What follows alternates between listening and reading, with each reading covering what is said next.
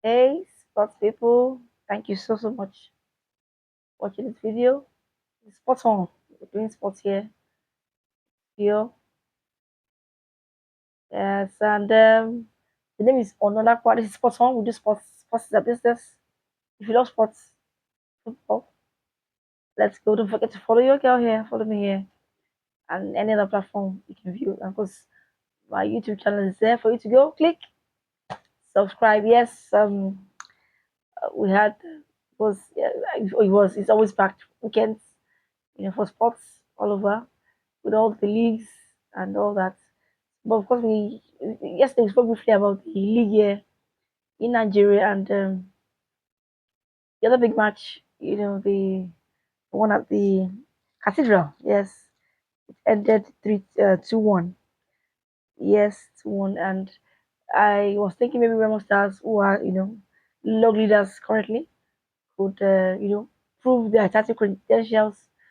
But Rangers, current champions, of course, were able to reverse the results that when they came to Remo last time. So it reached 2-1. Rangers, Remo lost to Enugu Rangers, and I'm sure Coach Lichuk was ecstatic that they could make home advantage count, over the leaders, and that's good for Rangers. At least want to try to see if they can defend their title.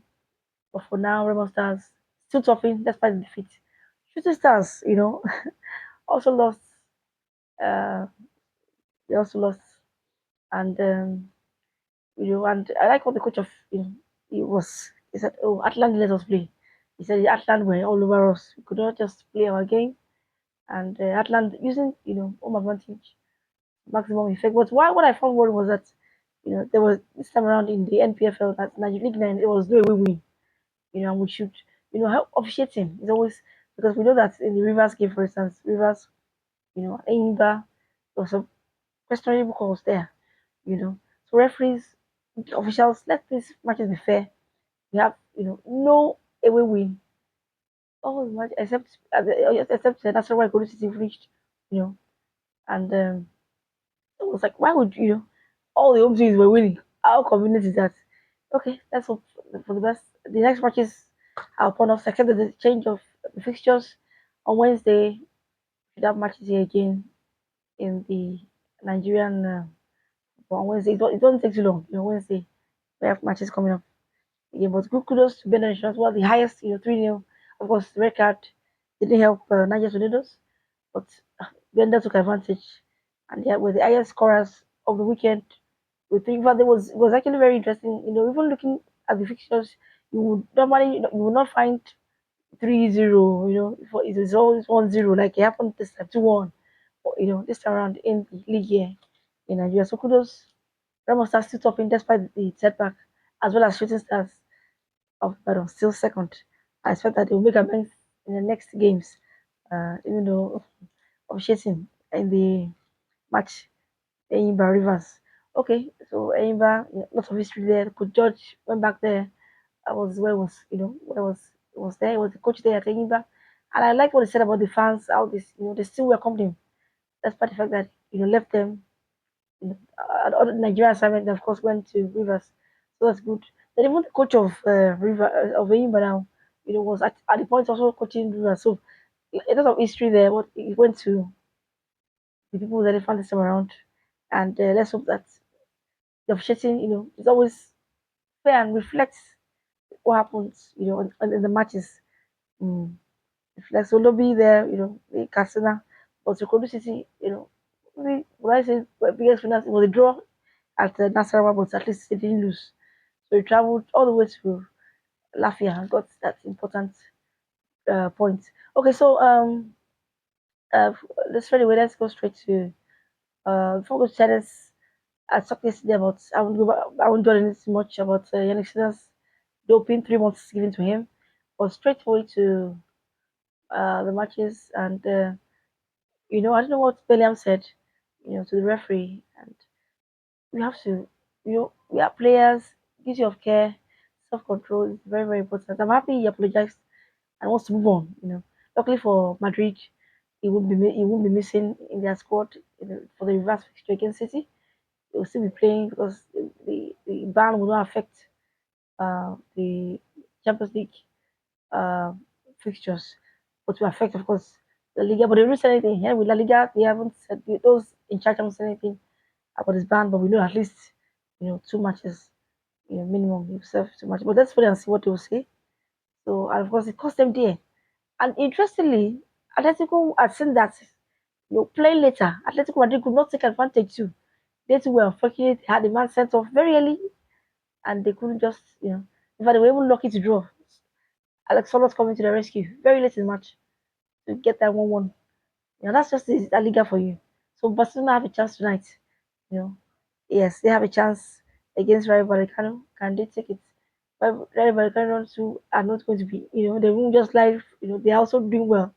They've had three matches. They won 3 matches straight. Also, Barcelona. But the good thing for that happens, or I mean, the good thing for Vallecano is that they have a chance because Barcelona have lost. It is a temporary stadium. You know, they've lost 3 times this season.